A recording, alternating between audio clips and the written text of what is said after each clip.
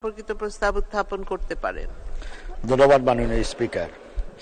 মাননীয় সংসদ নেতার সদর অনুমতিক্রমে তার পক্ষে আমি নূরে আলম চৌধুরী বাংলাদেশ জাতীয় সংসদের চিফ হুইপ প্রস্তাব করছি যে গণপ্রজাতন্ত্রী বাংলাদেশের সংবিধানের ৭৬ অনুচ্ছেদ অনুযায়ী জাতীয় সংসদের কার্যপ্রণালী বিধির ২৪৬ বিধি অনুসারে ২৪৭ ও ২৪৮ বিধিতে বর্ণিত কমিটি নিয়োগ, কমিটি গঠন ও কমিটির দায়িত্ব পালনের জন্য নিম্নে উল্লেখিত মাননীয় সংসদ সদস্যগণের সমন্বয়ে দ্বাদশ বাংলাদেশ জাতীয় সংসদের বস্ত্র ও পাট মন্ত্রণালয় সম্পর্কিত স্থায়ী কমিটি গঠন করা হোক।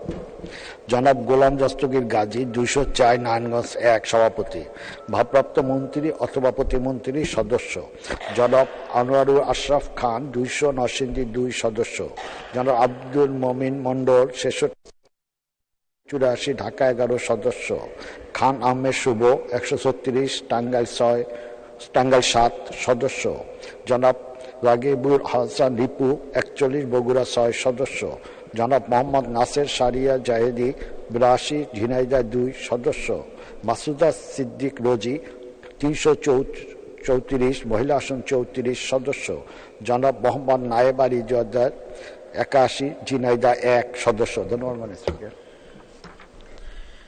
ধন্যবাদ মাননীয় চিফ হুইপ।